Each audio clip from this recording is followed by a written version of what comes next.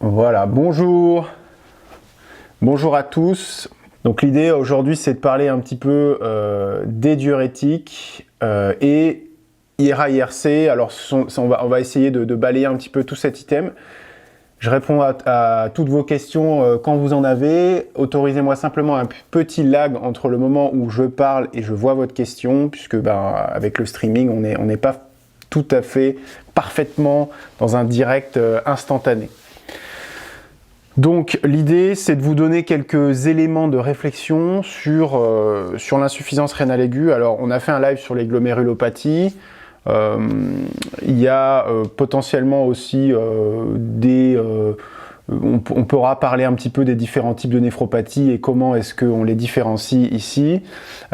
L'idée c'est de vous donner des grandes lignes et des gros trucs qui ressortent tout le temps et sur lesquels je trouve qu'on a souvent des problèmes, à savoir distinguer l'insuffisance rénale aiguë fonctionnelle de l'insuffisance rénale aiguë organique, avec essayer de comprendre un petit peu la signification de tous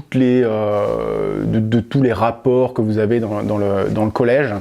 Je vais essayer de simplifier votre esprit en essayant de dichotomiser, de répartir ces trucs en trois grandes catégories qui vous permettront, j'espère, d'y voir plus clair. Donc,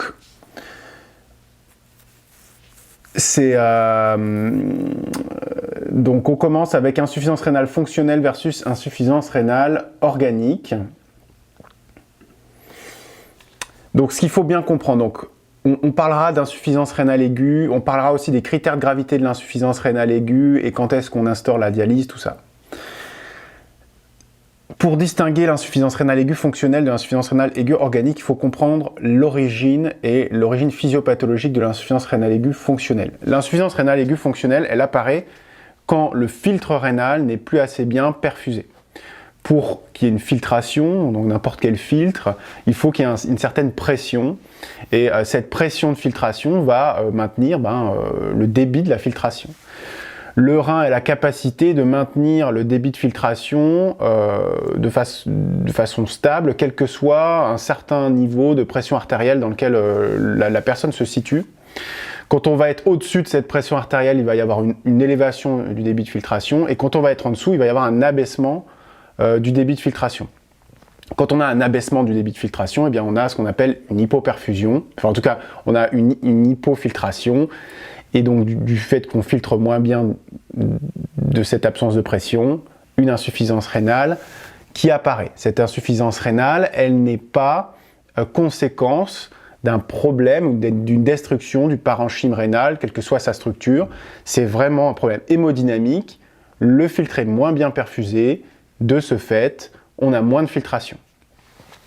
Donc pour empêcher, ou en tout cas pour rétablir la pression de filtration, le corps va activer un certain nombre de systèmes pour contrebalancer cet effet et cette insuffisance rénale fonctionnelle. Donc deux grands systèmes majeurs que sont le système rénine-angiotensin-aldostérone et l'activation de la sécrétion d'hormones antidiurétiques. Donc ces deux systèmes vont s'activer de façon intense pour pallier à l'hypoperfusion rénale, et c'est la conséquence de l'activation de ces deux systèmes que l'on va voir et que l'on va chercher à retrouver dans nos marqueurs pour signer la présence d'une insuffisance rénale fonctionnelle.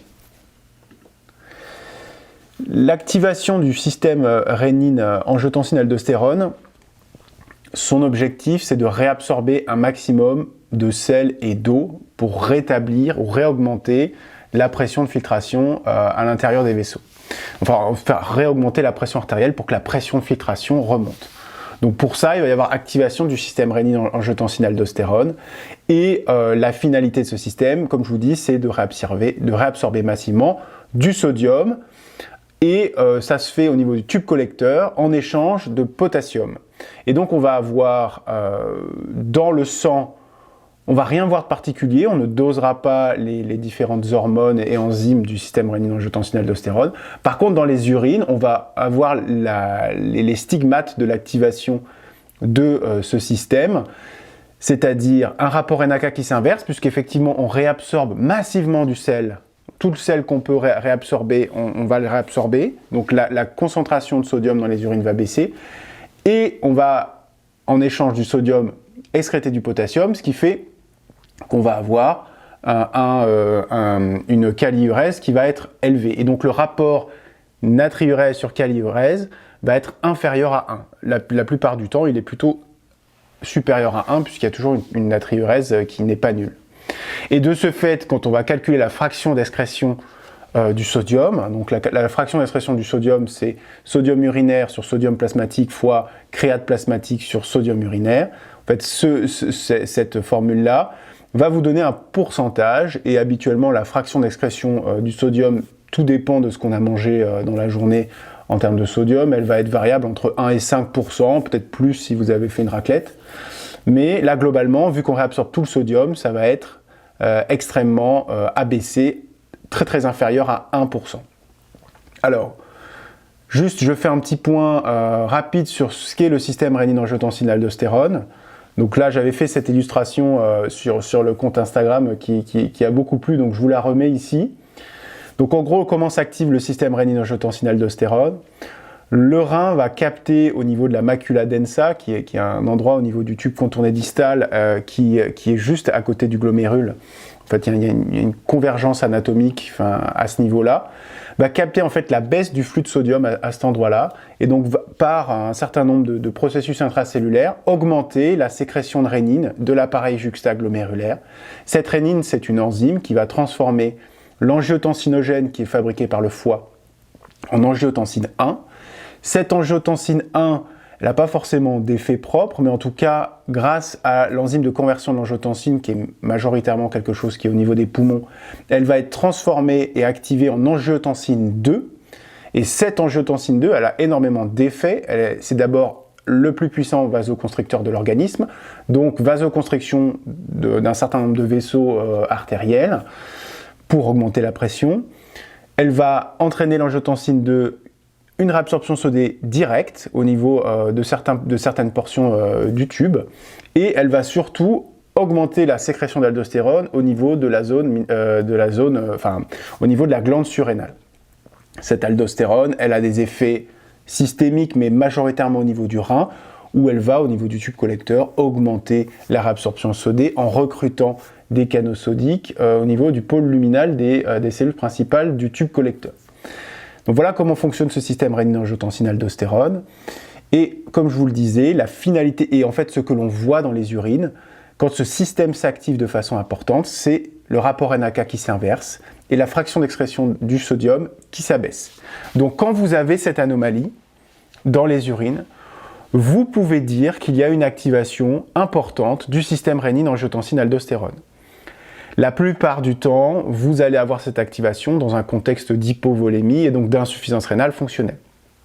Il est quand même possible que vous ayez une activation très importante du système rénine-angiotensin-aldostérone dans des conditions où le patient ne semble pas hypovolémique, ou par exemple dans les crises d'hypertension maligne, où en fait il y a un emballement du système qui fait que voilà, le système s'emballe et on observe ces anomalies avec pas forcément d'hypovolémie.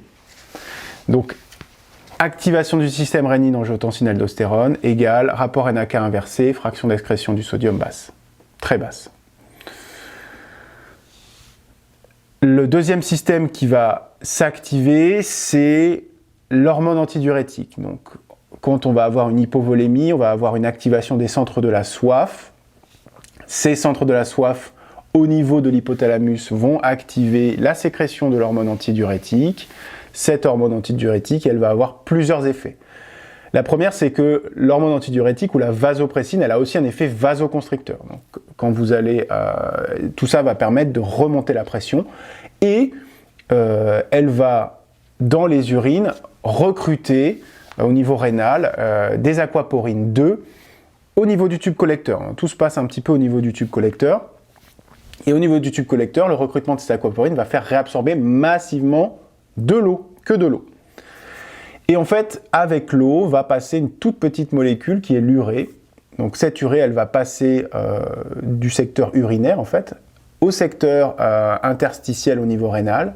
Et il va se passer deux choses avec cette urée. Cette urée, elle va se retrouver un petit peu dans le fond de la médulaire, où elle va augmenter l'osmolarité du secteur extracellulaire à cet endroit-là, pour potentialiser le gradient corticopapulaire et réabsorber encore plus d'eau. Donc ça, c'est l'intérêt de réabsorber de l'urée en même temps que l'eau. Et de fait, comme elle va se retrouver dans le secteur extracellulaire, elle va diffuser aussi librement dans le plasma. Et donc l'urée va augmenter de façon plus importante que la créate dans ce type d'insuffisance rénale. Ce qui fait qu'on va avoir un rapport urée sur créatinine dans le plasma qui va être élevé, qui va être supérieur à 100. Dans les urines, étant donné qu'on a réabsorbé de façon plus importante de l'urée, grâce au recrutement de ces aquaporines, eh bien la fraction d'excrétion de l'urée va être abaissée.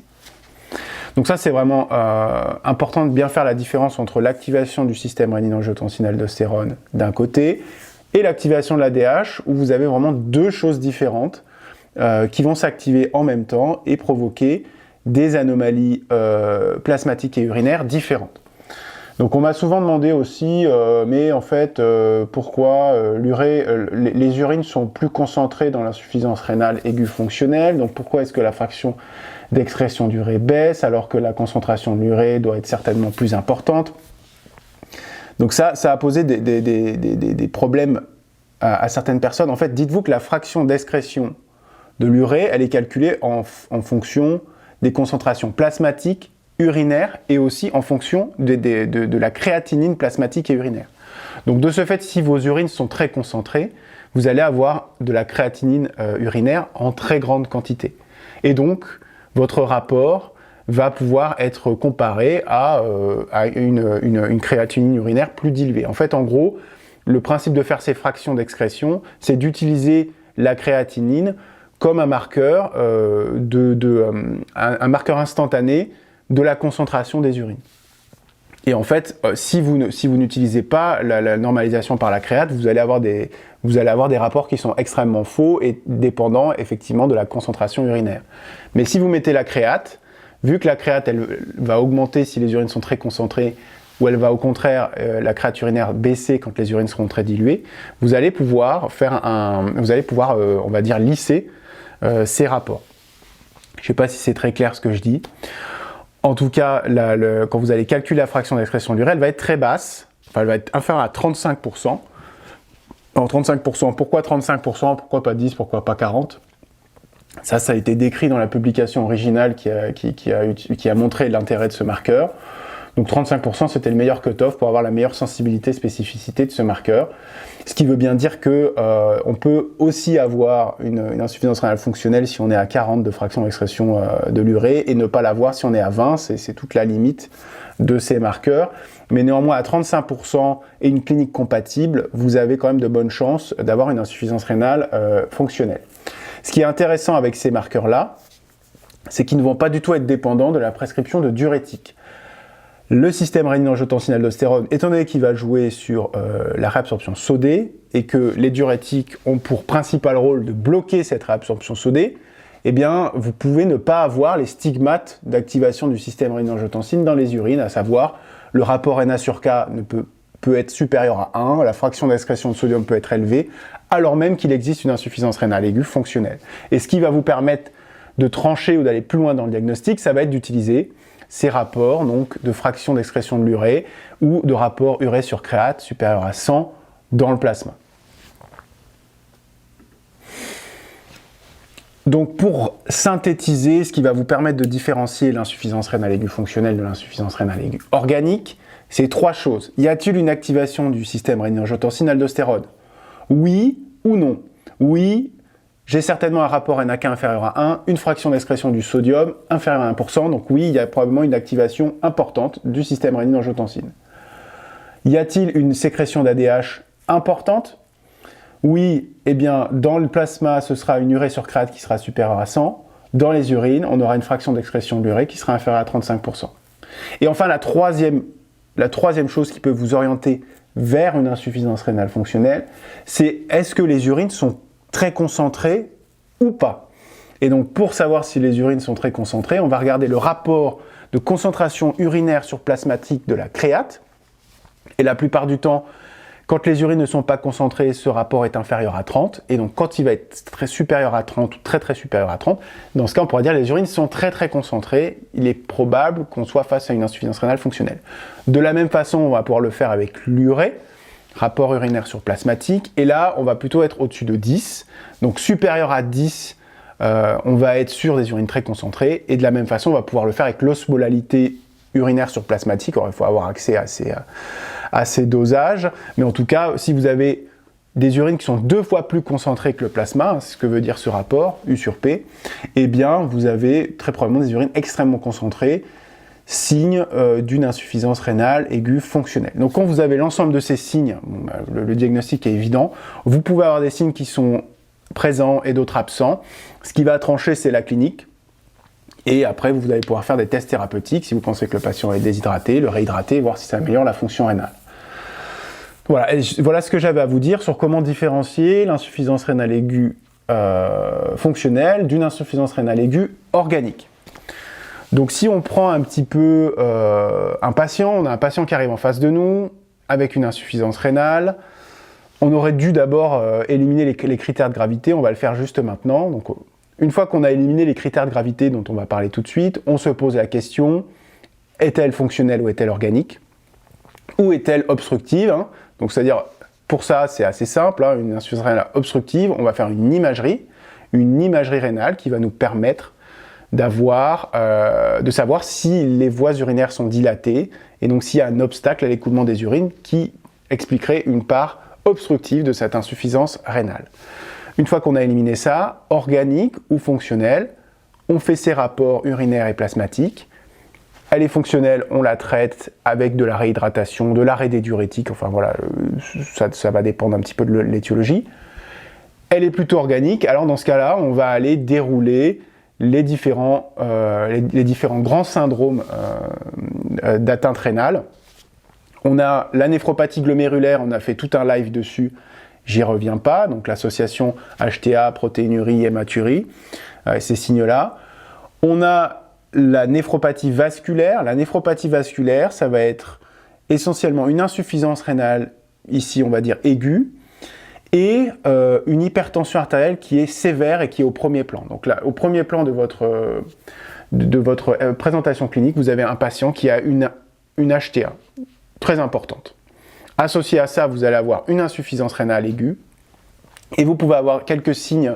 Vous allez pas, de façon classique, avoir des signes d'atteinte glomérulaire. Donc normalement, vous n'allez pas avoir beaucoup de protéinurie, et normalement le sédiment urinaire, c'est-à-dire tout ce qui va être hématurie et leucocyturie, va plutôt être normal. Il n'y aura pas d'hématurie et de leucocyturie.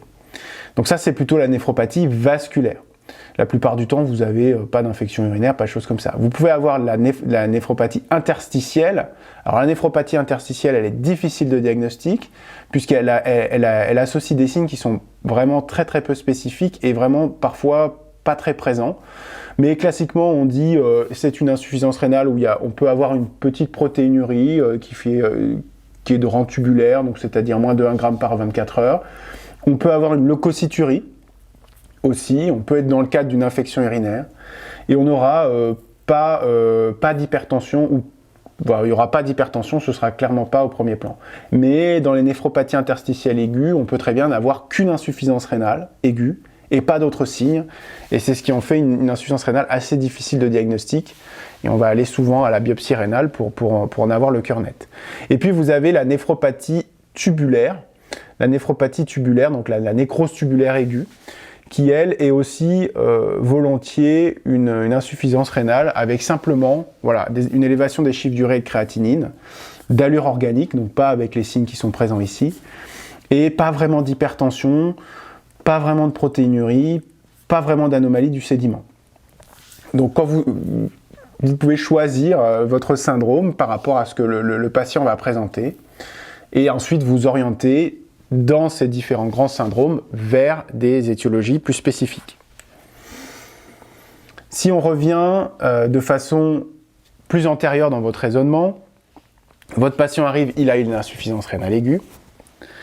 Ce que vous voulez d'abord éliminer, comme dans toute situation aiguë, donc ça retenez bien, quand vous avez un problème aigu, coma aigu, insuffisance respiratoire aiguë, insuffisance cardiaque aiguë, tout ce que vous voulez avec écrit aigu après, la première chose qu'il faut faire dans votre pratique, mais souvent c'est ce qu'on vous demandera dans les cas cliniques, c'est d'éliminer les critères de gravité. Les critères de gravité, c'est ce qui va entraîner la mort de votre patient à court terme ou à moyen terme, et qu'il faut que vous régliez tout de suite, ou qui va entraîner la mort de l'organe en présence. Donc quand vous avez un infarctus du myocarde, les critères de gravité, ça va être le choc cardiogénique, quelque chose comme ça, enfin, vous allez avoir ces critères-là. Quand vous avez une insuffisance respiratoire aiguë, vous allez avoir la dyspnée, le balancement thoraco-abdominal, la cyanose, enfin, il y a énormément de signes de gravité qui doivent vous faire enclencher une prise en charge particulière, et c'est 6 signes-là qu'il faut connaître dans chaque pathologie. Et l'insuffisance rénale aiguë a aussi ces signes de gravité qu'on va regarder maintenant. Dans l'insuffisance rénale aiguë, il y a 2 choses qui s'arrêtent de façon brutale, enfin plus ou moins brutale selon l'étiologie et la gravité. C'est l'équilibre hydroélectrolytique et l'épuration des déchets hydrophiles. Donc le rein qui assure ces 2 grandes fonctions, eh ben c'est ces 2 grandes fonctions qui vont être impliquées dans les signes de gravité. L'équilibre hydroélectrolytique, c'est-à-dire le flux d'urine, et la balance essentiellement du potassium. L'épuration des déchets hydrophiles, ça va surtout être vu par l'accumulation de l'urée, ça va être un marqueur de l'accumulation de ces déchets hydrophiles, et les signes cliniques qui vont aller avec l'accumulation de ces déchets.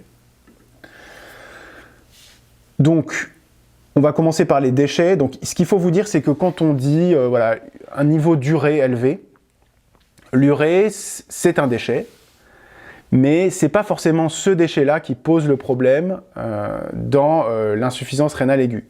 Ce que je veux dire, c'est que vous allez pouvoir trouver des patients qui ont 50, 60, 70 d'urée et qui présentent bien, et à contrario des patients qui ont 30 d'urée qui sont dans le coma. En fait, ce qu'il faut se dire, c'est qu'il y a énormément d'autres déchets qui s'accumulent. Ces déchets, on ne les dose pas, et c'est à peu près, de façon grossière, corrélé au niveau d'urée. Donc plus l'urée va être élevée, plus on s'attend à trouver ces déchets de façon importante. Mais c'est pas forcément super bien corrélé, ça va dépendre énormément des patients, l'environnement, enfin plein de choses.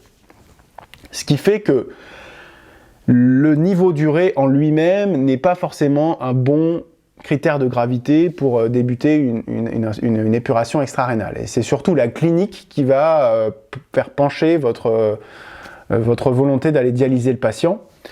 Donc si vous avez un patient d'insuffisance rénale aiguë qui présente des signes neurologiques, c'est surtout ça, c'est le retentissement neurologique qu'on craint, des convulsions, une confusion, alors la confusion vous allez la surveiller, vous n'allez pas forcément dialyser le patient confus, encore que si vous n'avez pas d'autres causes de confusion, ça peut être une bonne façon de lui enlever cette confusion. Les convulsions, le coma, par contre, voilà, ça ce sont des critères de gravité, c'est-à-dire que là, il y a une accumulation très importante des déchets qui fait que votre patient a un retentissement neurologique et qu'il faut le reverser rapidement pour éviter les lésions neurologiques irréversibles. Donc si vous avez ça, il faut discuter la dialyse en urgence, c'est-à-dire transfert du patient en unité de soins intensifs, en réanimation. Si vous avez, je vous disais, donc il y a un équilibre hydroélectrolytique, si vous avez un certain nombre de désordres électrolytiques, vous allez devoir proposer la dialyse au patient. Vous allez donc avoir 3 problèmes qui vont vous faire discuter cette dialyse en urgence. La première, c'est l'anurie, et l'anurie qui se complique d'un œdème aigu pulmonaire. C'est-à-dire que le patient ne pisse plus et en plus il déborde au niveau pulmonaire. Donc quand vous avez anurie, œdème aigu pulmonaire, c'est une indication de dialyse parce que tout ce que vous allez faire pour traiter l'œdème aigu pulmonaire ne va pas fonctionner puisqu'il n'y aura pas... il y a trop d'eau en fait. C'est un œdème aigu pulmonaire, une élévation de la précharge très importante qui est due à aussi une élévation de la post-charge due à cette surcharge volémique. Et du coup, si vous ne diminuez pas le volume extracellulaire par la dialyse, puisque le patient est anurique, vous ne réglerez pas le problème d'œdème aigu pulmonaire. Tout ce que vous allez faire, ça va être attendre et ce ne sera pas très efficace. Donc œdème aigu pulmonaire anurique, dialyse. Hyperkaliémie menaçante. Alors, hyperkaliémie menaçante. Il y a énormément de débats entre les différents collèges sur ce que c'est qu'une hypercalémie menaçante, avec des seuils différents, des 6,5 de kaliémie, des 7 de kaliémie, des troubles CG. Alors est-ce qu'on dialyse des ondes T pointues? Est-ce qu'on dialyse pas les ondes T pointues? Est-ce qu'on considère que c'est menaçant, pas menaçant? Alors à vrai dire, je pense que bien malin celui qui pourrait me dire exactement ce que les gens ont dans la tête quand ils écrivent des questions. Parce que je pense qu'il y a un vrai problème avec ça, c'est que c'est pas du tout normalisé. Vous allez avoir les néphrologues qui vont dire quelque chose, les réas qui vont dire autre chose, et tout dépendra de qui fait la question, et la réponse sera en fonction de ça. Et je trouve pas ça très bien, parce que du coup ça vous perd, et vous êtes complètement perdu. Mais en fait, vous avez la plupart du temps, sur ces questions-là, le bon raisonnement, et ce qu'on vous demande, n'oubliez pas, c'est d'avoir le bon raisonnement quand vous serez en face du patient en responsabilité. Donc une hypercalémie menaçante, c'est une hypercalémie qui a un retentissement cardiaque. Quel que soit le retentissement cardiaque, c'est une hypercalémie qui est menaçante. On ne peut pas dire, sincèrement, qu'un patient qui présente une hypercalémie avec des ondes T pointues, c'est pas grave, et qu'on va un peu le laisser avec 2 cuillères mesure de résine, tranquillement dans un pieu. C'est pas possible. Donc, à partir de là, dès que le patient est hypercalémique et présente des signes ECG, c'est grave. Il faut le scoper dans un milieu de surveillance continue. Et il faut quand même se poser la question de le dialyser, ce patient. Parce que, est-ce qu'on va prendre le risque de faire un traitement médical, ou est-ce que ça va continuer de s'aggraver? Quel est le contexte? Donc tout ça, c'est des questions qu'il faut se poser dans un milieu où le patient sera surveillé et scopé. Donc pour moi, hypercalémie avec des signes ECG, c'est une hypercalémie menaçante. Donc transfert en unité de soins intensifs et on discute la dialyse. Donc voilà, je pense qu'il faut retenir des choses claires et simples. Ok? D'autant plus si votre patient est anurique, là il n'y a même pas de discussion, hypercalémie menaçante anurique égale dialyse. Et des chiffres de calémie qui sont très élevés doivent quand même vous faire discuter la dialyse, parce que votre traitement médical, aussi bien fait qu'il soit, ne fera baisser votre calémie que d'1 point. À peu près. 1 point, 1,5 point en 1 heure, si vous faites un bon traitement, c'est-à-dire, on en a parlé dans un live précédent sur les dyskaliémies, insuline glucose, bêta-2 mimétique en aérosol supradose, ça c'est les deux fers de lance de votre traitement efficace. Ces 2 traitements feront baisser en 1 heure à peu près 1 point de kaliémie. Donc si vous êtes à 10 de kaliémie, vous doutez bien que faire baisser de 1 point la kaliémie, bon, c'est toujours mieux d'être à 9 qu'à 10, surtout si on a des signes ECG, mais c'est pas non plus super. Donc si vous êtes à 6 et que vous passez à 5, ok. Mais une fois que vous êtes à plus de 7, si vous êtes à plus de 7, le traitement médical risque de ne pas être suffisant sur le court terme, et donc il faut discuter la dialyse. La troisième chose qui va vous faire discuter la dialyse en urgence chez un patient d'insuffisance rénale aiguë, quelle que soit l'origine de l'insuffisance rénale aiguë, je le dis encore, fonctionnelle, organique, peu importe, les chiffres comptent, puisque ce sont les chiffres qui vont tuer votre patient, pas l'origine de l'insuffisance rénale. Si le patient est en acidose profonde, associée à une insuffisance rénale aiguë, il faut discuter la dialyse. Parce que cette acidose, elle va aggraver l'hypercalémie si elle est présente, elle va aussi avoir des effets dépresseurs sur le myocarde, et donc ça, c'est pas très très bon. Et elle va aussi entraîner une respiration, et donc probablement des signes neurologiques. Donc l'acidose métabolique, quand elle est très profonde, elle doit faire discuter l'épuration extrarénale, surtout si elle est associée à d'autres troubles hydroélectrolytiques comme l'hypercalémie. Je ne sais pas si vous avez des questions par rapport à ça, je sais que c'est pas forcément toujours très clair dans vos bouquins. J'essaye de vous donner ma version des faits, qui n'est pas forcément la version qui tombera à l'ECN parce qu'on ne sait jamais. En tout cas, n'hésitez pas et n'oubliez pas que quand les questions sont controversées, elles sont annulées. Donc si quelqu'un pose une question qui ne fait pas référence ou qui contredit un des 2 collèges, eh bien tant pis, on fait une réclamation, la question est annulée. Et les enseignants des 2 spécialités n'ont qu'à se retrouver et faire un seul et même item et décider qui va traiter les hypercalémies, soit les néphrologues, soit les réanimateurs, et pas faire 50 000 versions de l'item. Donc ça, c'est ma version des faits. Mais voilà, donc si vous avez des questions par rapport à ça, n'hésitez pas, j'y réponds. Donc la conduite à tenir dans l'insuffisance rénale aiguë, j'ai une insuffisance rénale aiguë, je veux chercher à éliminer les critères de gravité. Les critères de gravité sont, je vais les trouver par mon examen clinique et par une prise de sang à ionogramme. Donc sur l'examen clinique, je cherche des signes neurologiques type confusion, convulsion, coma, et je regarde si le patient a des signes d'œdème aigu pulmonaire ou il est anurique. Voilà.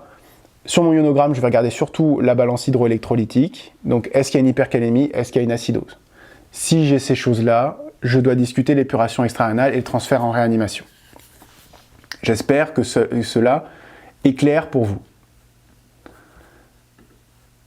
Alors, on continue. Excusez-moi, je perds mon... Voilà. Donc on en a fini pour l'IRA. Si vous avez des questions sur l'IRA, j'y réponds avec grand plaisir. Sinon, eh bien, on peut enchaîner avec l'IRC. Et ensuite, on enchaînera avec les diurétiques.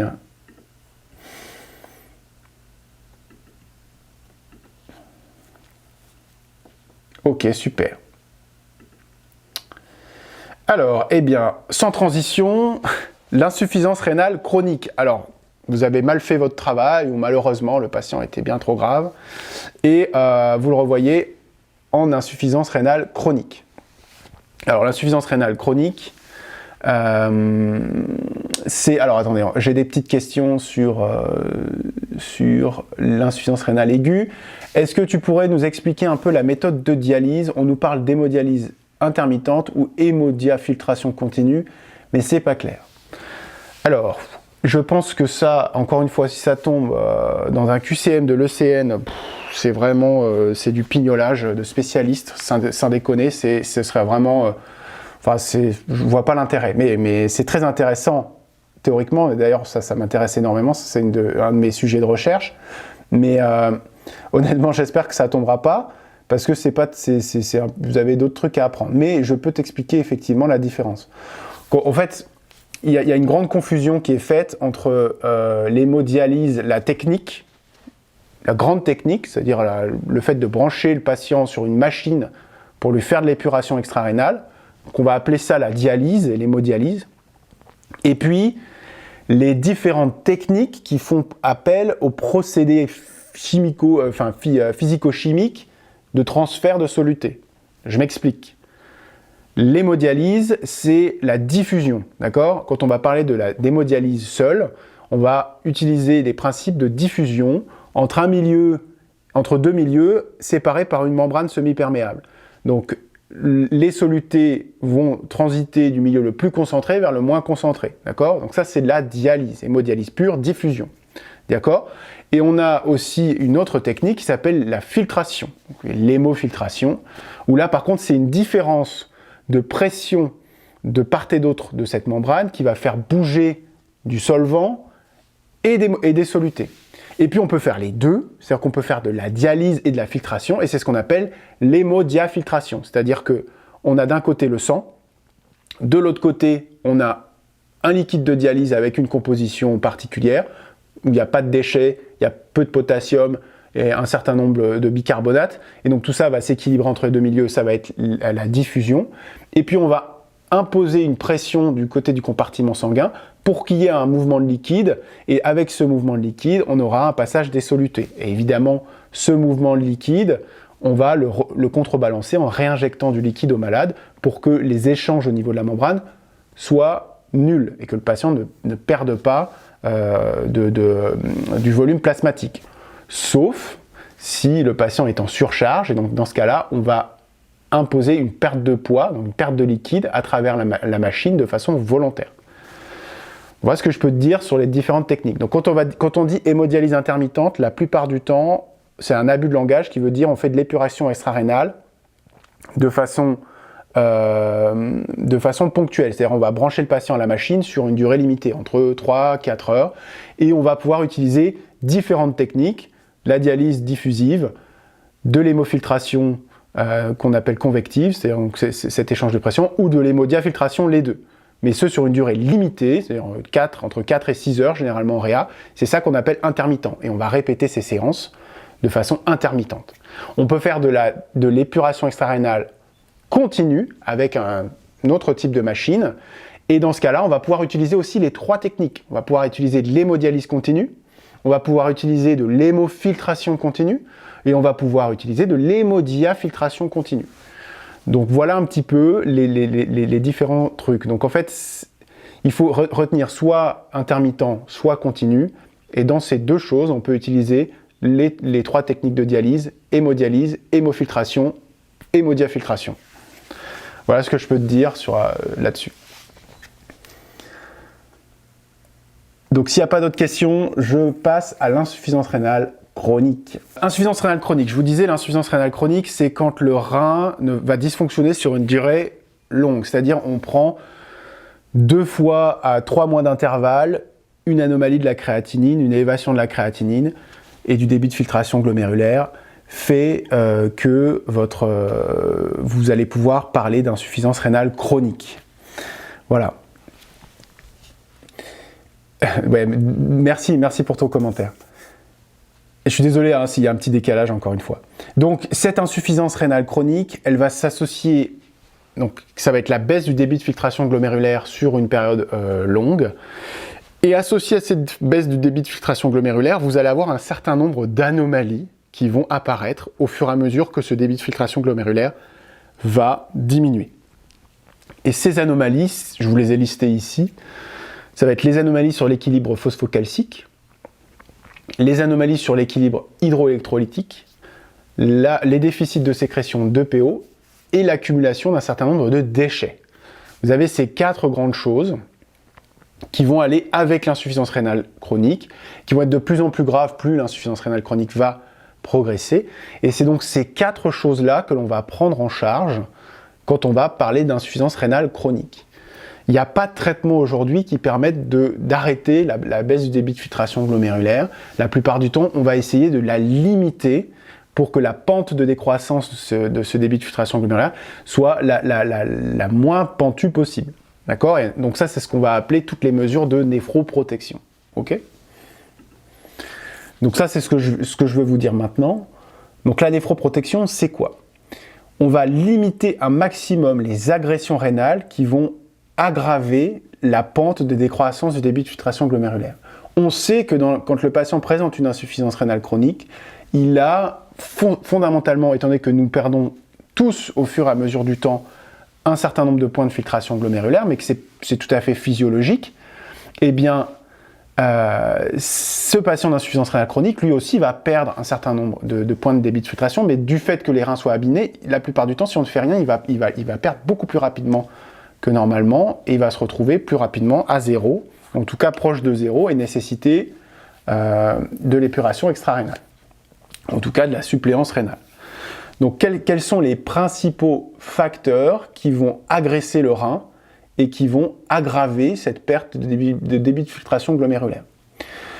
Le premier, et probablement c'est le plus important, c'est l'hypertension artérielle. Donc il faut vraiment lutter contre l'hypertension artérielle chez ces patients, avec un objectif. Alors il y a eu beaucoup de choses. Alors, il y avait l'ARS qui avait fait un certain nombre de trucs, puis ça avait été enlevé, l'HAS pardon, ça avait été enlevé parce qu'il y avait des conflits d'intérêts dans le comité d'experts. Puis finalement c'est la Société française d'hypertension qui a émis ça, et ça n'a pas bougé, on va dire. L'objectif il est assez simple, c'est 140/90 de pression artérielle, donc cible chez tous les patients insuffisants rénaux. Et on va faire une exception pour les patients ayant une forte protéinurie d'origine glomérulaire à 130/80, et notamment chez les diabétiques. Globalement, le niveau à atteindre, c'est inférieur à 140/90, et donc ça c'est très important. Pour avoir une lutte optimale contre l'hypertension artérielle, vous allez pouvoir évidemment donner des traitements, on va y revenir juste après, mais le plus important, ça va être de limiter l'apport sodé, puisque c'est ça qui va majoritairement empêcher la dégradation de l'hypertension artérielle. Vous allez pouvoir donner autant de traitements que vous voulez. Si le patient mange 15 grammes de sel, il est fort probable que vous n'arriviez jamais à traiter son hypertension. Donc le régime hyposodé, c'est un régime inférieur à 6 grammes par jour. Donc 6 grammes, moins de 6 grammes de sel par jour, régime hyposodé pour l'hypertension artérielle.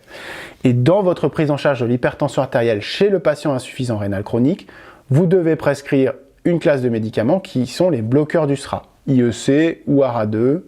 Ça va dépendre des patients, enfin il y a plein de choses qui vont pouvoir vous faire modifier ça, mais globalement retenez, IEC ARA2, c'est probablement le traitement même de première intention dans l'insuffisance rénale chronique pour l'hypertension, puisque ce traitement, en plus d'être antihypertenseur, va avoir un effet sur la protéinurie. Et le patient insuffisant rénal chronique doit avoir la protéinurie la plus faible possible, puisque cette protéinurie est un facteur d'aggravation rénale. Il a été montré que si on a une protéinurie supérieure à 0,5 g par 24 heures, eh bien on a plus de risque d'aller vers l'insuffisance rénale terminale. L'IEC va faire baisser la pression de filtration au niveau du glomérule, l'ARA2 aussi, et du coup, en baissant cette pression de filtration, vous allez baisser un peu la protéinurie. Ce qui peut aller avec une élévation de la créatinine qui est attendue et qui n'est pas grave en fait. Simplement, vous baissez un tout petit peu la pression de filtration, donc votre équilibre, l'équilibre du corps, va se faire avec une créate un tout petit peu plus élevée, ce qui est normal, mais la qualité de la filtration n'est pas mise en question, et surtout elle permet de protéger votre filtre sur le long terme. Donc ça c'est vraiment très important. Et parallèlement à ça, pour la protéinurie, on va mettre en place un régime contrôlé en protéines. Alors, les protéines que vous mangez ne sont pas les protéines que vous avez dans les urines. Je veux dire, c'est pas directement ce que vous mangez qui se retrouve dans les urines, puisque la plupart du temps, c'est de l'albumine qui est dans les urines, et vous ne mangez pas que de l'albumine. Ce qui se passe, c'est qu'avec une grosse charge protéique, on va mobiliser, on va faire augmenter le débit sanguin rénal, et donc on va augmenter de façon un peu importante la filtration au moment de ces gros apports de protéines. Donc quand on va limiter et contrôler son apport en protéines, on va moins tirer un petit peu sur la réserve fonctionnelle du rein. Et du coup, avec IEC-ARA2 et régime limité en protéines, on va essayer de tirer un maximum la protéine en dessous de 0,5 g par jour. Alors, éviction des néphrotoxiques. Éviction des néphrotoxiques, c'est de toute façon un truc à retenir, c'est contre-indication absolue aux anti-inflammatoires non stéroïdiens. Un, parce que ces médicaments sont néphrotoxiques par eux-mêmes. Ils vasoconstrictent l'artériole afférente, ils posent un certain nombre de problèmes et de néphropathie, que ce soit glomérulaire ou interstitielle. Enfin, il y a plein de problèmes avec les AINS. Donc, on les contre-indique complètement dans l'insuffisance rénale chronique. Et en plus, si votre patient est sous IEC-ARA2, c'est typiquement le cas clinique de pharmacologie, d'interaction médicamenteuse, le truc le plus classique que vous ayez pu voir, et pourtant qu'on voit tous les jours dans les services de réa et de néphrologie, parce que ces patients prennent des AINS, sont sous IEC-ARA2, sont pour la plupart du temps diabétiques, et finissent avec 900 de créate, 10 de kaliémie, et pour certains vont décéder. Donc c'est très grave. Donc il faut vraiment ne pas coprescrire ces deux médications, même sur une durée très courte. Il ne suffit pas de beaucoup de prises d'AINS pour complètement faire chuter la filtration de façon très importante, puisque l'AINS va vasoconstricter l'artériole efférente, l'IEC-ARA2 va vasodilater l'artériole efférente. Donc là, vous avez un effondrement total de la pression de filtration glomérulaire et une insuffisance rénale aiguë qui est monstrueuse. En plus de ça, associé avec les effets adverses des IEC et des ARA2 et des AINS qui sont l'hyperkaliémie. Donc, pas d'AINS chez l'insuffisant rénal chronique. Les produits de contraste iodé, alors, ma position personnelle en tant que néphrologue pour ayant fait un certain nombre de présentations, enfin, fait surtout une présentation sur le sujet, c'est pas si clair que ça, là, cette histoire de produits de contraste iodé. Retenez quand même que si le patient a besoin de produits de contraste iodé parce qu'il est en choc septique et qu'il va mourir et qu'il faut savoir, ou alors qu'il est en train de pisser le sang du foie ou je sais pas d'où, et qu'il faut lui faire un scanner injecté, on va lui faire un scanner injecté, c'est ça qui va primer. Mais chez le patient qui a une insuffisance rénale chronique avancée inférieure à 30 ml/min, on va plutôt limiter les injections de produits de contraste parce qu'effectivement, il y a un effet théorique et sur le déclenchement des IRA. Ce qui n'est pas clair en pratique, et ce qui est probablement faux, en tout cas pas si vrai, mais retenez quand même, limiter les produits de contraste iodé chez l'insuffisant rénal chronique, retenez pas de niveau de débit de filtration, retenez ça pour les ECN, et après derrière, quand vous n'aurez pas ces ECN et que ça vous intéresse d'en savoir un peu plus là-dessus, faites-moi signe, je me ferai un plaisir de vous expliquer pourquoi est-ce que c'est probablement faux. Enfin, ou pas tout à fait vrai. Mais bon, pour le CN, retenez qu'il faut limiter les produits de contraste iodé chez l'insuffisant rénal chronique. Alors attention, l'insuffisance rénale chronique a une baisse de la débit de filtration glomérulaire. Il élimine un certain nombre de déchets hydrophiles dans les reins, et donc quand le débit de filtration va baisser, il va baisser cette élimination aussi. Donc il y a un certain nombre de médicaments qui vont avoir tendance à s'accumuler, et donc il y a un certain nombre de médicaments qu'il va falloir ne pas prescrire chez le patient insuffisant rénal chronique parce qu'ils vont s'accumuler et être toxiques. Et pour un certain nombre d'entre eux, adapter la posologie. Donc ça c'est vraiment important parce que les mauvaises posologies ont montré aussi le surdosage médicamenteux et un facteur de progression de l'insuffisance rénale, et aussi un facteur de iatrogénie très important. Et un certain nombre de traitements qui peuvent être néphrotoxiques à des doses élevées vont l'être de façon vont être plus néphrotoxiques à des doses moindres chez l'insuffisant rénal chronique. Ça peut être des antibiotiques, ça peut être n'importe quelle drogue, des antiviraux, tout ce que vous voulez. Attention, adaptation posologique de tous les traitements. Si on ne sait pas, on regarde dans le Vidal. Si c'est pas clair dans le Vidal, on appelle le néphrologue. Si c'est pas clair pour le néphrologue, ce qui ne devrait pas l'être, il y a un site qui s'appelle sitegpr.fr ou .com qui est très très bien et qui vous donne l'adaptation posologique pour les niveaux de fonction rénale. Pas à retenir pour le CN, mais pour votre pratique après, c'est vraiment très bien d'avoir ce site-là. C'est gratuit en plus pour les professionnels de santé, ce qui vous permettra de ne pas faire de bêtises. Donc ça, c'est les éléments de néphroprotection. Donc chez les grands éléments, il y a 4 grandes choses à retenir. Et dans ces 4 grandes choses, il y a vraiment des objectifs qui sont chiffrés. Il faut vraiment retenir ces objectifs chiffrés. Les niveaux de pression artérielle, la quantité de sel et l'objectif de protéinurie et de régime hypoprotidique.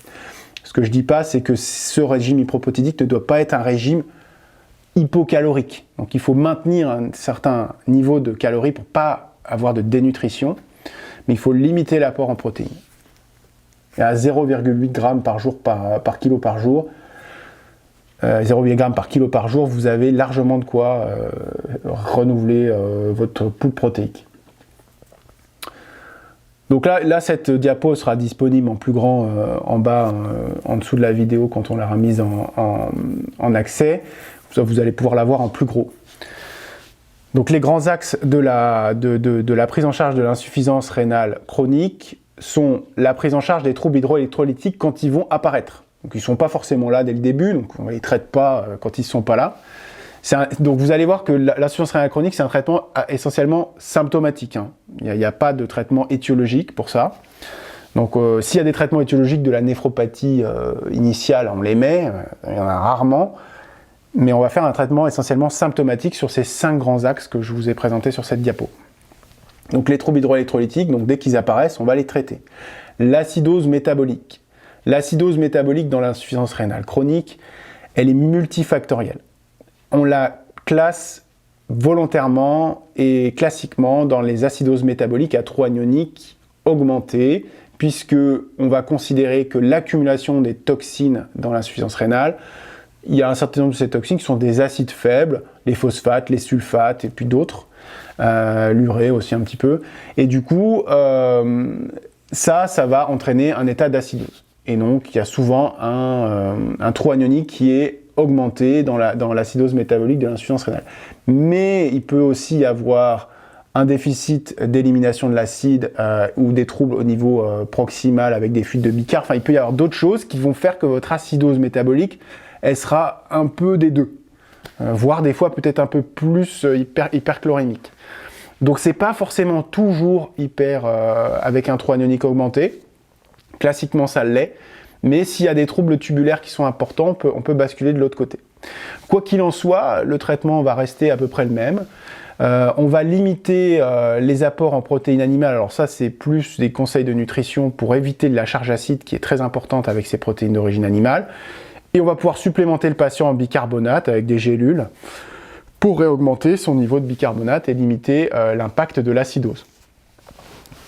Pour ce qui va être de l'hyperhydratation, eh bien, on va traiter l'hyperhydratation. On va dire au patient de limiter ses apports hydriques si il a une hyperhydratation. S'il n'en a pas, on ne va pas avoir de restriction sur son apport d'eau. Donc le rein élimine jusqu'à quasiment la dialyse, même pendant la dialyse, l'eau. La balance hydrique n'est pas forcément très altérée dans l'insuffisance rénale. Donc si le patient a soif, il boit, et s'il urine normalement, il boit ce qu'il a envie d'uriner.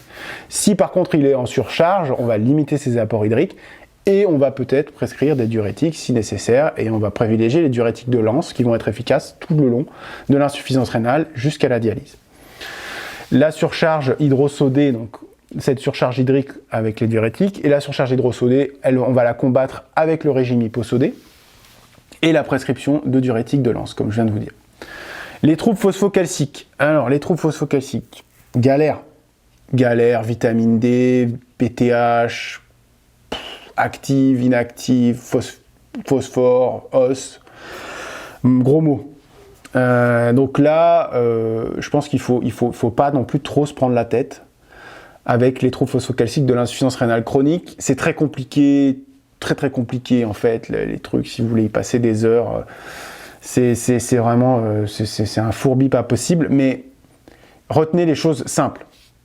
Dans l'insuffisance rénale chronique, il y a un déficit d'hydroxylation de la vitamine D. Donc il y a un déficit de production de vitamine D active. D'accord ? La majeure partie de l'hydroxylation en 1-alpha se fait au niveau du rein, et du coup, il n'y a plus d'hydroxylation, donc il n'y a plus de vitamine D active qui circule. Cette vitamine D, elle a plein d'effets pléiotropiques sur le cœur, sur plein de trucs, mais surtout, elle permet l'absorption du calcium au niveau intestinal. Et donc, plus d'absorption de calcium au niveau intestinal égale hypocalcémie. Hypocalcémie égale stimulation des glandes parathyroïdes parce qu'elles détectent ce signal d'hypocalcémie, et donc élévation de la parathormone. Cette parathormone, elle va aller chercher du calcium dans le pool osseux, du calcium et du phosphore, parce que quand on va chercher l'un, on va chercher l'autre. Et au niveau du rein, elle va augmenter la réabsorption de calcium, et elle va être plutôt phosphaturiante. Du coup, vous allez avoir dans l'insuffisance rénale chronique déficit de vitamine D, hypocalcémie, hyperparathyroïdie. Le problème, c'est que cette hyperparathyroïdie, elle suffit souvent, elle ne suffit pas à maintenir un niveau de calcémie qui va bloquer la parathormone. Donc et vu qu'il y a toujours un déficit en vitamine D, le système est auto-entretenu et en fait la parathormone est toujours active. Donc il y a une hyperparathyroïdie secondaire. Pour arrêter ce cycle, vous avez plusieurs cordes à votre arc. La première, c'est de supplémenter le patient en vitamine D. On ne supplémente pas le patient insuffisant rénal chronique en vitamine D active, dans de très rares cas. Ça se faisait avant, ça ne se fait plus. Puisque la vitamine D active va être extrêmement agressive sur l'absorption de calcium, et ce calcium chez l'insuffisant rénal chronique, il a plutôt tendance à se mettre dans les vaisseaux que dans les os. Ce qui fait que vous allez augmenter le risque cardiovasculaire, et vous augmentez les calcifications vasculaires, ce qui va être un problème chez ces patients. N'oubliez pas que dans l'insuffisance rénale chronique, j'y reviendrai juste après, il y a aussi une élévation du phosphore. Cette élévation du phosphore, elle est liée au fait que le rein élimine mal l'excès de phosphore. Voilà, il y a un problème tubulaire, c'est un des premiers problèmes qui va apparaître, l'élimination du phosphore. Et donc le phosphore a tendance à s'accumuler. Et donc si vous lui donnez beaucoup de calcium, le phosphore il va complexer avec le calcium, et il va complexer où ? Dans les vaisseaux, essentiellement, et pas dans les os, alors qu'on veut qu'il se mette dans les os. Donc on va donner de la vitamine D native. Et là vous allez me dire, mais pourquoi on donne de la vitamine D native alors qu'elle n'est pas hydroxylée, puisque c'est le rein qui s'en occupe ? Eh bien on va potentialiser le peu d'hydroxylation qui va rester au patient, qui va se faire en périphérie, par l'apport de vitamine D. Et donc il y aura quand même un tout petit peu d'hydroxylation résiduelle qui vont permettre une augmentation modérée de l'absorption calcique, et ça de façon beaucoup plus physiologique, afin d'éviter ces gros shoots de calcium. Si ça ne suffit pas, on peut donner au patient du calcium oral, pour qu'il ait en plus d'une vitamine D un tout petit peu boostée, un apport plus important de calcium, pour qu'il puisse en absorber un tout petit peu plus. Et si ça ne suffit pas à contrebalancer l'hyperparathyroïdie secondaire, on peut freiner la parathyroïde de façon directe avec des fragments de vitamine D active qui ne vont pas être actifs au niveau intestinal mais juste au niveau de la parathormone, ou carrément des calcimimétiques, c'est-à-dire des choses qui vont mimer une augmentation du calcium mais qui n'en est pas une, pour freiner la PTH. Voilà, donc ça c'est des choses qu'on va pouvoir donner dans un second temps. Mais voilà, donc la cascade, c'est on donne de la vitamine D native, on donne du calcium, et sinon on passe à la vitesse supérieure. L'hyperphosphatémie, elle est liée, je vous disais, à un problème tubulaire essentiellement, Et elle est liée aussi à l'hyperparathyroïdie, enfin elle est auto-entretenue par l'hyperparathyroïdie. Bref, il y a toutes des flèches de partout dans votre truc, mais enfin, retenez des choses simples. Ce qu'il faut faire, c'est simplement limiter les apports en phosphate parce qu'ils s'accumulent. Donc il y a tous les aliments qui sont riches en phosphate, il va falloir les limiter. Et si ça ne suffit pas, on peut donner des chélateurs digestifs du phosphore, donc ils vont bloquer le phosphore dans le tube digestif et tout ça sera éliminé dans les selles. Et donc voilà, donc si vous arrivez à régler ça, vous allez pouvoir régler l'hyperparathyroïdie secondaire. Le problème de l'hyperparathyroïdie secondaire, il est multiple. Notamment, il va complètement grignoter les os. Il va augmenter aussi, enfin en tout cas, ce grignotage des os va les rendre poreux, ce qu'on appelle l'ostéodystrophie rénale, avec des fractures pathologiques, des choses comme ça. Donc voilà un petit peu dans les grandes lignes, la prise en charge des troubles phosphocalciques dans l'insuffisance rénale chronique. Vous avez aussi dans l'insuffisance rénale chronique l'apparition d'une anémie normochrome normocytaire régénérative qui est liée à une carence en érythropoïétine, puisque c'est le rein qui sécrète cette hormone. Du coup, cette anémie, vous allez pouvoir la corriger de deux façons. Alors déjà, quand vous allez faire la correction de l'anémie, vous allez vous assurer que c'est bien que ça, l'origine de l'anémie, que vous n'avez pas une myélodysplasie, une carence en B12, en B9, enfin... Donc vous faites un bilan d'anémie avant de dire c'est le rein, même si c'est normochrome, parce qu'il peut y avoir de l'association de plein de causes d'anémie qui donnent une anémie normochrome régénérative. Tout ça est assez loin des bouquins dans la pratique. Donc on fait un bilan d'anémie pour éliminer une anémie d'une autre cause. Et si c'est ça, on va s'assurer que le patient a un pool de fer qui soit satisfaisant. Donc on va supplémenter le patient en fer pour qu'il ait un certain nombre, pour qu'il ait du carburant pour fabriquer des érythrocytes. Et si ça ne suffit pas, on va lui prescrire de l'érythropoïétine recombinante, donc des médicaments qui vont apporter de l'érythropoïétine. L'objectif dans l'insuffisance rénale va être de ne pas être trop bas pour avoir les signes cardiaques et systémiques de l'anémie, la fatigue, tout ça, mais pas être trop non plus pour ne pas exposer le patient à des événements thrombotiques avec trop d'érythrocytes. Donc classiquement, on dit entre 10 et 12 grammes par décilitre. Ensuite, pour traiter l'accumulation des déchets, il n'y a pas vraiment de traitement. En fait, plus le patient va avancer, plus il va accumuler des déchets. Et ça va être surtout de limiter la progression de l'insuffisance rénale qui va faire que vous allez limiter cette accumulation de déchets. Il y a un certain nombre de médicaments qui sont testés pour voir si on peut limiter l'accumulation de certains types de déchets issus notamment des protéines animales et d'un certain nombre d'acides aminés cycliques. C'est pas au programme, mais puis pour l'instant c'est quand même pas non plus crystal clear en termes d'effets.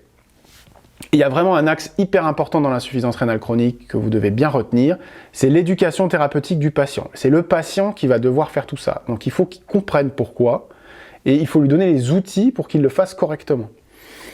La prise en charge de l'insuffisance rénale chronique, c'est une prise en charge qui est basée sur un énorme... il faut faire très attention à sa nutrition. Donc c'est vraiment un axe hyper important, donc prise en charge avec des diététiciens, et implication maximum du patient avec l'éducation thérapeutique. La néphroprotection, c'est pareil. Donc il y a tout ce côté nutrition, il y a aussi ce côté éviction des néphrotoxiques. Donc le patient doit comprendre quand on lui prescrit un médicament qu'il faut qu'il fasse attention, est-ce que ce médicament n'est pas toxique pour mes reins? Quand il va se faire injecter pour un scanner, vous êtes insuffisant rénal? Oui, je suis insuffisant rénal, il faut faire attention. Attention à ce qu'il y a des anti-inflammatoires dans ce truc. Donc vraiment l'éducation thérapeutique, c'est quelque chose d'extrêmement central dans la prise en charge de l'insuffisance rénale chronique. Il n'y a pas de traitement curatif, donc il faut vraiment que le patient soit maître de sa prise en charge. Donc ça, c'est une part assez importante de la prise en charge. Ensuite, si jamais ça ne suffit pas et que de toute façon, au bout d'un moment, le patient va se dégrader, il va falloir le préparer à l'après. L'après, on a de la chance quand même en néphrologie d'avoir un certain nombre de solutions à proposer aux patients quand l'organe ne fonctionne plus. Des solutions qui sont quand même viables par rapport à quand le cœur ne fonctionne plus, ou les poumons ne fonctionnent plus, voilà, ou le foie ne fonctionne plus. S'il n'y a pas de greffe, c'est compliqué. On a la dialyse et on a évidemment la transplantation. Et on a aussi un troisième truc qui s'appelle le traitement conservateur. Donc il faut à un moment donné que le patient ait entendu parler de ça. Donc il faut lui proposer des séances avec une infirmière ou une personne dédiée qui va lui parler des différentes techniques qui vont s'offrir à lui une fois que ses reins ne vont plus fonctionner. Si on va faire de la dialyse chez le patient, il faut lui expliquer qu'il y a de l'hémodialyse, de la dialyse péritonéale, et qu'il n'y a pas de différence d'efficacité. Alors j'ai vu ça sur entrée de CNI, des gens qui cochaient qu'il y avait une différence d'efficacité. Ça c'est du débat de spécialistes, et globalement, quand on regarde les grands registres, il n'y a pas de différence d'efficacité entre l'hémodialyse et la dialyse péritonéale. La différence, c'est que la dialyse péritonéale, dans certaines populations, va être meilleure que l'hémodialyse, inversement, et que l'hémodialyse, on peut la faire tout au long de l'histoire de l'insuffisance rénale chronique, alors qu'une fois qu'on a commencé l'ADP, il y a un certain nombre d'années où ça va fonctionner, jusqu'à ce que le péritoine devienne moins efficace, et donc il va falloir switcher vers l'hémodialyse. Donc, pas de différence d'efficacité entre ces deux techniques brutes. Sous-groupe, sous-classe, tout ce que vous voulez, vous allez pouvoir discuter, et surtout le souhait du patient. Mais vous ne pouvez pas l'orienter vers une technique en disant « celle-là est mieux parce que vous n'allez pas mourir avec celle-là ». C'est faux. Et donc la dialyse péritonéale, l'hémodialyse va se faire selon l'histoire du patient, sa volonté de dialyser dans un centre, à la maison, d'être autonome, tout ça. Donc ça, c'est des choses à discuter avec lui assez en amont de la dialyse pour qu'il puisse bien l'imprégner. La transplantation, ça reste le meilleur traitement pour l'insuffisance rénale chronique, puisqu'on remet un organe fonctionnel. Il y a un certain nombre de contre-indications selon l'âge, qui est de moins en moins une contre-indication, c'est surtout l'âge physiologique qui va primer. Et les comorbidités, il y a de moins en moins de comorbidités qui vont bloquer la transplantation. Globalement, il y a trois grandes choses qui vont bloquer la transplantation rénale. Un, le cancer actif, quel qu'il soit. Un cancer actif, on ne transplante pas parce qu'on va mettre des immunosuppresseurs, ça va être la catastrophe. 2, un statut cardiovasculaire extrêmement complexe et trop lourd, ce qui va poser des problèmes dans l'implantation du greffon, dans l'anesthésie, dans le post-op, tout ça. Donc ça, c'est trop compliqué, on ne va pas le faire. Et 3, une infection chronique, pareil, un truc infectieux qui n'est pas réglé. Donc ça, c'est 3 grands trucs sur lesquels on ne greffera pas le patient. Et puis après, on ne greffera pas le patient parce que c'est un psychopathe et qu'il pense qu'il va pas faire gaffe à son... Enfin, je veux dire, il n'est pas apte à s'occuper de son greffon et ça va être très compliqué, ou il refuse. Voilà, il y a plein d'autres choses qui vont nous faire ne pas greffer le patient, mais globalement, ces 3 grands axes sont vraiment les axes qui sont complètement rédhibitoires. Il y a un gros bilan à faire et on le fait de façon précoce. Pour éviter effectivement de faire tout au dernier moment et donc de pouvoir transplanter le patient dès qu'il en aura besoin. Ce bilan, c'est un gros bilan cardiovasculaire, infectieux, psychologique, enfin voilà, c'est un très très gros bilan. Et le dernier, c'est le traitement conservateur. Le traitement conservateur, c'est une prise en charge active dans le soin palliatif, on va dire. C'est un patient qui ne veut pas faire de dialyse parce qu'on n'est pas sûr que ça a un bénéfice sur sa qualité de vie. Peut-être ça va augmenter sa quantité, mais pas sa qualité. Ou un patient qui refuse, bon, c'est souvent des patients âgés ou des patients qui ont des pathologies lourdes, des cancers en phase terminale, des choses comme ça. Et donc, on va l'accompagner dans l'insuffisance rénale chronique. Ce patient va a une insuffisance rénale chronique qui est terminale, et on ne va pas le dialyser, donc on va faire un traitement symptomatique extrêmement rapproché. Donc on va traiter toutes les complications toutes les complications de l'insuffisance rénale chronique. On va l'accompagner, on va le voir de façon répétée, toutes les semaines, toutes les 2 semaines, toutes les 3 semaines, selon la nécessité. Et il faut que le patient ait rédigé ses directives anticipées sur l'absence de réanimation, des choses comme ça. Et il a la possibilité de changer d'avis, évidemment, à tout moment, et de vouloir la dialyse. C'est tout à fait possible, ça arrive souvent d'ailleurs. Ça arrive souvent, non. Quand les choses ont été bien faites, ça n'arrive pas, mais des fois les patients ne veulent pas la dialyse parce qu'ils ont une idée là-dessus, et du moment où ils sont très très mal, ils disent « non, bah si, je veux la dialyse ». Donc il faut accompagner les patients tout au long de ce traitement conservateur. C'est une vraie prise en charge active, c'est pas juste « je dialyse pas, ciao » quoi. Donc voilà ce que j'avais à vous dire sur l'insuffisance rénale chronique. On va prendre 5 minutes là pour répondre aux questions avant de passer au dernier point que je voulais aborder avec vous aujourd'hui, c'est-à-dire les diurétiques. Ça va aller vite les diurétiques parce qu'on va juste reprendre un petit peu les différentes classes et les critères de prescription. Donc si vous avez des questions sur l'insuffisance rénale chronique, j'y réponds maintenant. Là, d'ici dans les 5 prochaines minutes, et après on passe aux diurétiques, et après on aura fini ce live de révision. ce que je vous proposerai pour les lives suivants, c'est des corrections de DP de l'ECNI qui sont tombées sur la néphrologie et qu'on essaiera de commenter par rapport aux corrections qui ont été apportées. Comme ça vous permettra d'être plus dans le concret et on pourra revenir sur des points particuliers qui vous ont posé problème ou qui vous posent problème dans la compréhension. On va essayer de faire ça sur tout le mois de mai jusqu'à l'ECN.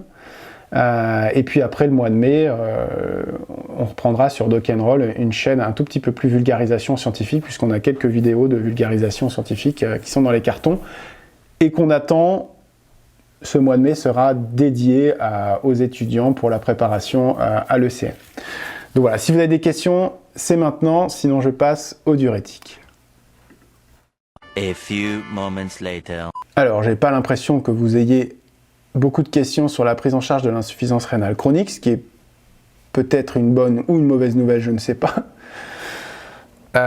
En tout cas, n'hésitez pas, si vous avez des questions, je peux y répondre à la fin du live. Là, je vais enchaîner avec les diurétiques, et puis à la fin, on prendra un petit moment pour mettre vos questions. S'il y a des choses qui n'ont pas été claires dans le live, s'il y a des choses que je n'ai pas abordées, qui vous semblent importantes, que vous n'avez pas compris, dans le chat, n'hésitez pas à mettre vos questions, et j'y réponds.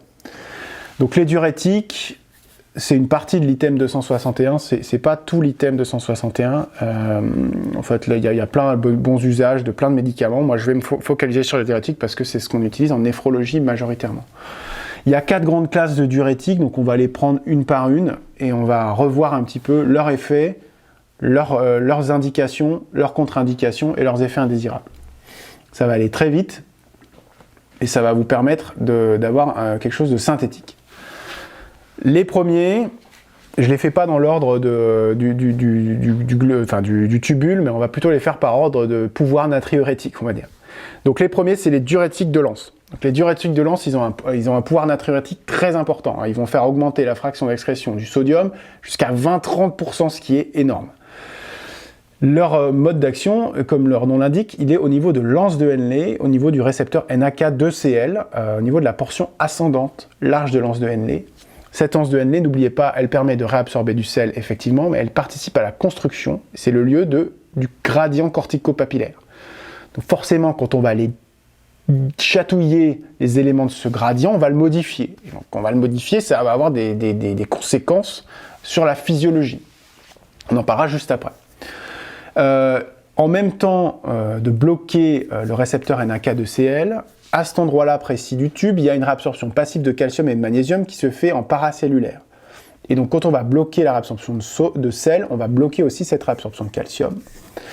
Donc les effets de ce diurétique, ça va être effectivement d'être hypovolémiant.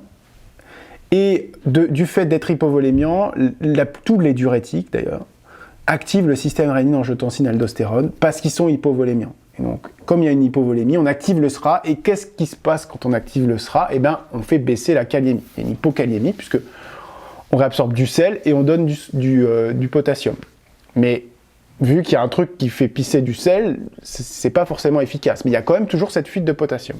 Donc il y a une hypokaliémie qui est liée à ça, qui n'est pas liée au blocage du récepteur, du cotransporteur NAK2Cl. Attention, c'est très différent. Donc l'hypokaliémie, elle est liée à l'activation du SRA. L'hyperuricémie, elle est liée à la contraction du volume extracellulaire. Le volume extracellulaire se contracte et donc il y a une élévation de l'acide urique, de façon, c'est un des symptômes, on va dire. Et cette élévation de l'acide urique, classiquement, elle ne donne pas de crise de goutte. Dans certains cas, on a des prescriptions très importantes et prolongées, il peut y avoir effectivement le déclenchement de crise de goutte. Mais c'est classiquement simplement un effet biologique. L'hypomagnésémie, l'hypocalcémie, du fait du blocage paracellulaire de réabsorption de calcium et de magnésium, et plutôt un effet hypernatrémiant. Comme je vous disais, on a touché le gradient cortico-papillaire. Ce gradient cortico-papillaire, il est là pour réabsorber de l'eau, d'accord, au niveau du tube collecteur.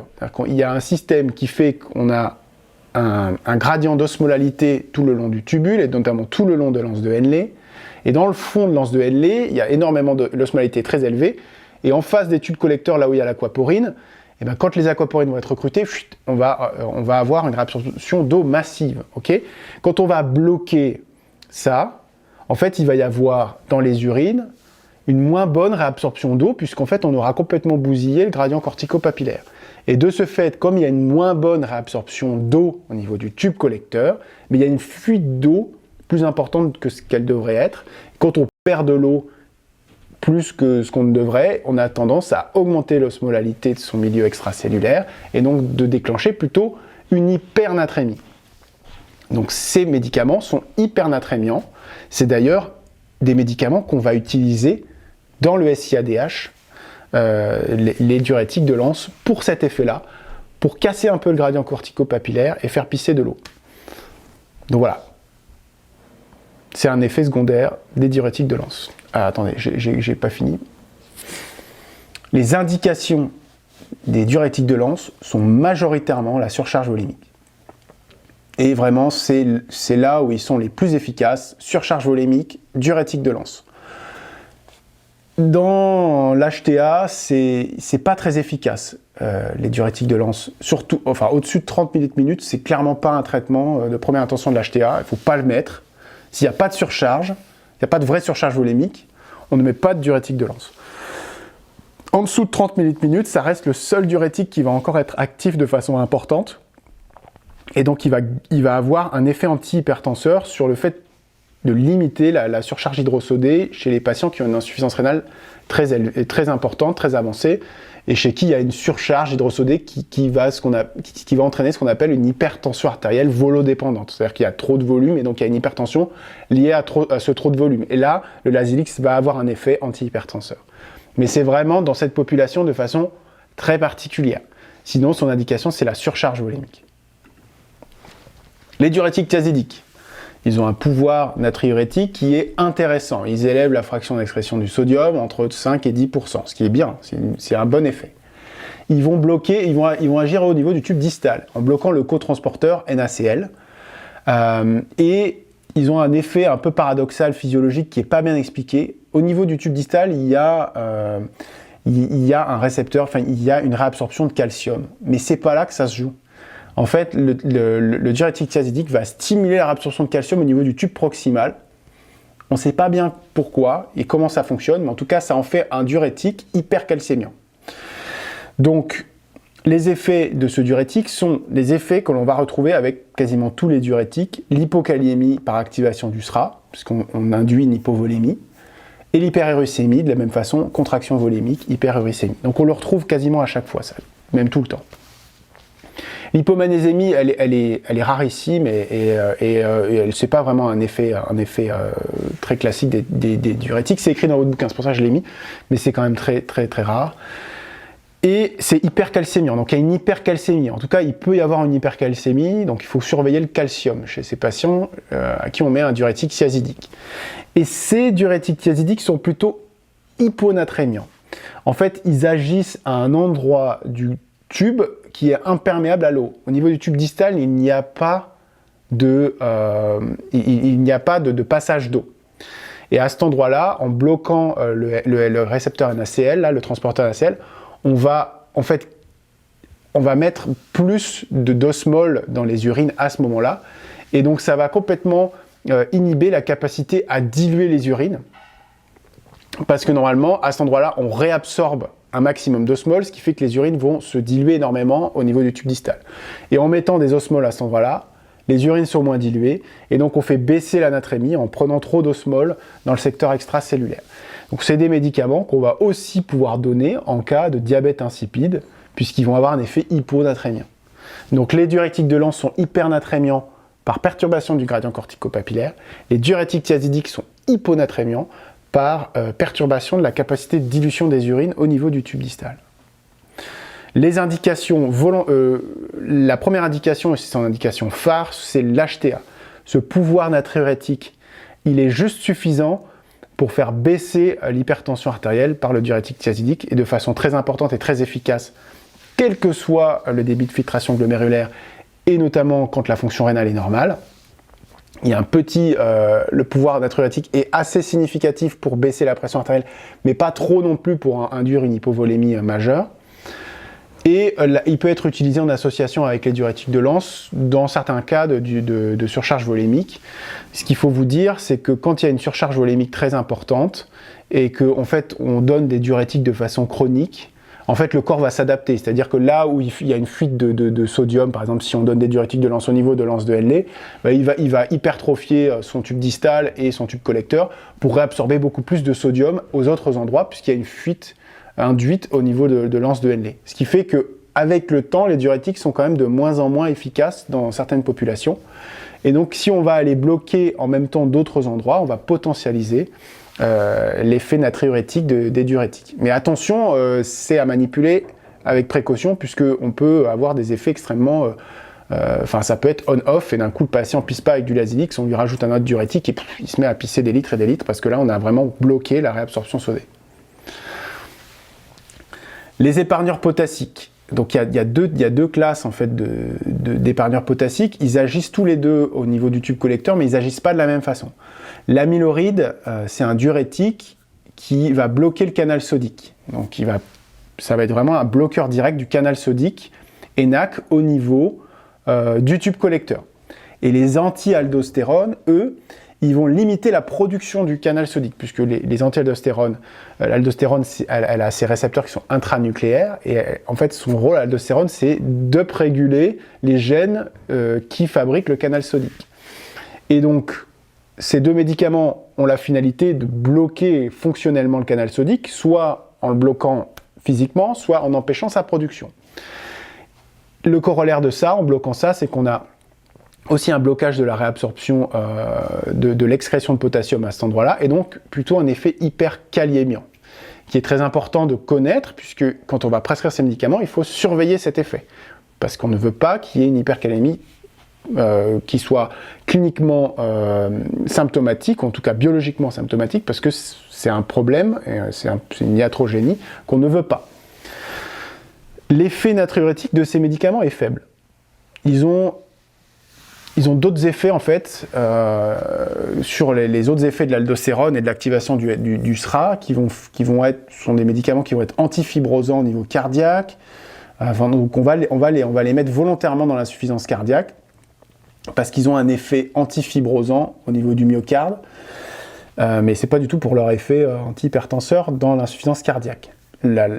On peut les utiliser dans l'hypertension, notamment si l'hypertension est liée à une activation du SRA de façon importante, notamment dans les hyperaldostéronismes primaires. C'est une très bonne indication. On va donner des anti-aldostérones puisqu'il y a trop d'aldostérone. Et dans la surcharge volémique, volontairement, ces médicaments, quand le patient est sous diurétique de Lens et qu'il reste une surcharge qu'on n'arrive pas à mobiliser, très probablement parce que le système rénine-angiotensine est tellement activé que les tubes collecteurs sont complètement hypertrophiés et imprégnés d'aldostérone, et du coup il y a une réabsorption sodée qui se fait de façon importante au niveau du tube collecteur, et donc tout ce qu'on essaye de faire au niveau de l'anse de Henle est complètement annihilé par la réabsorption sodée qui est à plus bas. En mettant les deux en même temps, on va bloquer à l'anse de Henle et on va bloquer la réabsorption réflexe qui s'est faite avec le temps, et du coup là on va potentialiser les deux. Donc attention quand on va utiliser ça, parce que ça peut être vraiment assez violent, et quand on va mettre les trois en même temps, anse, thiazidique et épargneur potassique, alors là on peut avoir vraiment un effet qui soit extrêmement important, mais qui doit se monitorer la plupart du temps en hospitalisation. Les patients qui ont les trois en ville, c'est quand même assez rare, et il vaut mieux pas trop que jouer avec. Voilà, et alors le dernier, je vais vous parler de lui, mais alors il est vraiment extrêmement anecdotique, hein, c'est même presque pas un diurétique. Donc c'est l'acétazolamide. L'acétazolamide, c'est un diurétique du tube proximal, qui a vraiment pas de pouvoir diurétique du tout. Enfin, je veux dire, son pouvoir natriurétique est extrêmement faible. Le problème, c'est que vous imaginez, plus vous êtes tôt dans le tubule pour bloquer la réabsorption sodée, plus le reste du tubule va pouvoir faire le taf, en fait.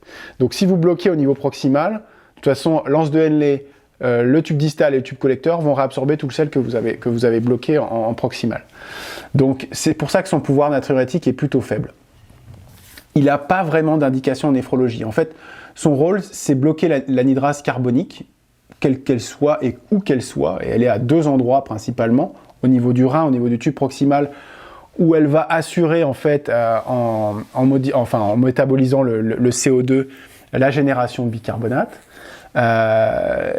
Et au niveau de l'œil aussi, elle a un rôle dans tout ce qui va être pression oculaire. Donc c'est plutôt pour ça qu'elle est utilisée, l'acétazolamide, c'est pour contrôler la pression oculaire. Mais en donnant de l'acétazolamide, vous avez quand même des effets au niveau du rein. Et ces effets vont être une hypokaliémie, et là cette fois-ci, c'est bien par un mécanisme direct au niveau du tube proximal qu'il va y avoir une fuite de potassium. Il va y avoir une acidose métabolique, puisque en fait vous allez induire une fuite de bicarbonate au niveau urinaire en bloquant l'anhydrase carbonique. Et il y a toujours cette hyperuricémie qui est possible par élévation, par les contractions du milieu extracellulaire.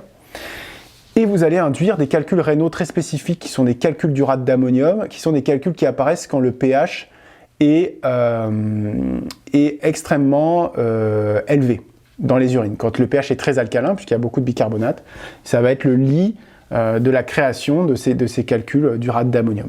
Donc il y a des patients qui en prennent de façon chronique pour les yeux, qui ont des calculs, et c'est souvent des calculs d'urate d'ammonium. Contre-indication en cas d'insuffisance hépatocellulaire. De quel diurétique parles-tu? Des anti-aldostérones ou de l'acétazolamide, tu peux nous dire? Enfin, je sais pas duquel tu parles quand tu dis ça, mais effectivement... oblige-t-elle à réaliser un bilan hépatique régulier? Je ne sais pas si c'est dans les recommandations officielles. En tout cas, la contre-indication, il faut bien distinguer deux choses. La contre-indication en cas d'insuffisance hépatocellulaire. Donc ça, voilà, il y a un déficit, il y a un problème, il va y avoir un problème de métabolisation au niveau hépatique, et du coup, en donnant ces médicaments, on risque la iatrogénie. Et la toxicité hépatique, ce qui est différent. Un médicament est toxique pour le foie, et dans ce cas, on va suivre les enzymes hépatiques. Tu vois, par exemple, les statines. Les statines, c'est toxique, on le sait. Donc, ou un certain nombre de médicaments peuvent entraîner des troubles hépatiques, on va suivre de façon régulière parce qu'on sait que ces médicaments sont des toxiques. Le paracétamol est toxique pour le foie avec une certaine dose. Mais donc, on va le contre-indiquer chez l'insuffisant hépatocellulaire parce que sa capacité de le métaboliser va être plus faible. Et du coup, on sait qu'on va l'exposer à la toxicité à ce moment-là. L'acétazolamide, selon moi, n'est pas est contre-indiqué en cas d'insuffisance hépatocellulaire parce qu'il y a un problème au niveau de sa métabolisation, mais je ne crois pas que chez un patient à fonction hépatique normale, il soit nécessaire de faire un bilan hépatique régulier. Je vais vérifier ce que je te dis là pour être à 100% sûr, et je le mettrai dans les commentaires de la vidéo une fois qu'elle sera disponible. Voilà, comme ça on sera sûr. Pour moi, il n'y a pas besoin de faire un bilan hépatique régulier chez le patient qui a une fonction hépatique normale. Et on contre-indique ce médicament chez l'insuffisant hépatocellulaire. Et si on a vraiment besoin de le mettre, ce qui est quand même... il n'y a pas vraiment d'indication stricte et vitale de l'acétazolamide. Effectivement, il faudrait faire un bilan hépatique régulier, mais je pense qu'il faut surtout le contre-indiquer.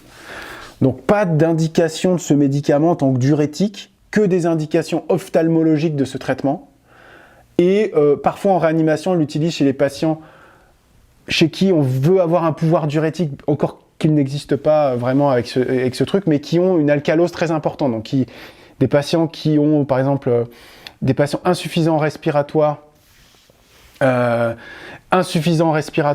chroniques, très sévères, qu'on reventile et du coup se retrouve avec un bicarbonate très élevé, une alcalose de reventilation, on va pouvoir potentialiser un peu l'élimination et la baisse plus rapide des bicarbonates et de l'adaptation rénale grâce à l'acétazolamide en faisant fuiter un peu les bicarbonates au niveau urinaire.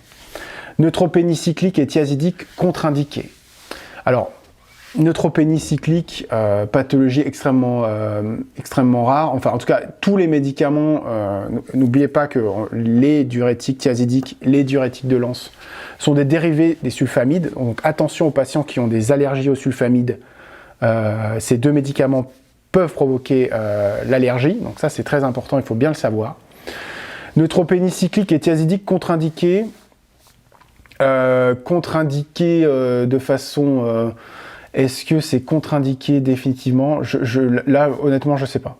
Je ne peux pas t'assurer que c'est une contre-indication ferme et définitive, ou est-ce que c'est simplement une surveillance biologique armée. De la même façon, je répondrai à cette question à 100% dans les commentaires, en ayant consulté les documents qu'il faut.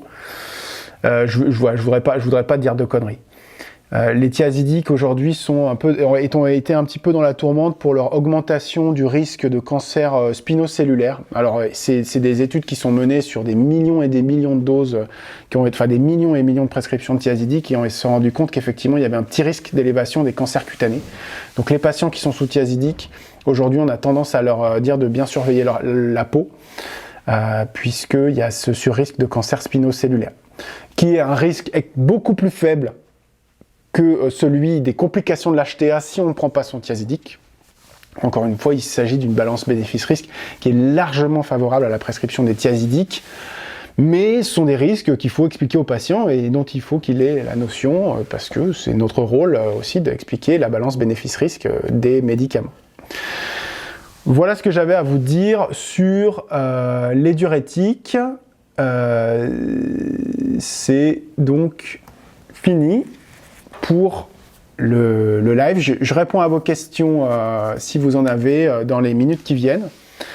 Donc il y a deux choses que je vous remettrai en plus dans les commentaires de la vidéo, sont donc les deux réponses pour Maxime sur l'acétazolamide et l'insuffisance hépatocellulaire. Qu'est-ce qu'on fait? Est-ce que acétazolamide égale bilan, ou c'est que chez l'insuffisant hépatocellulaire? Est-ce que c'est contre-indiqué? Je mettrai une petite précision là-dessus parce que je ne voudrais pas vous dire de bêtises. Et sur la neutropénie cyclique, pareil, je vais me renseigner pour pas te dire de conneries. Pour moi, c'est une contre-indication, mais c'est possible que ce soit simplement surveillance biologique armée, donc pour qu'on soit sûr. J'espère que tu n'auras pas une question comme ça à l'internat, parce que la neutropénie cyclique, globalement, on n'en voit quasi pas, mais voilà. Donc si vous avez des questions, n'hésitez pas. Sinon, écoutez, ce live sera disponible en vidéo de façon permanente sur la chaîne YouTube.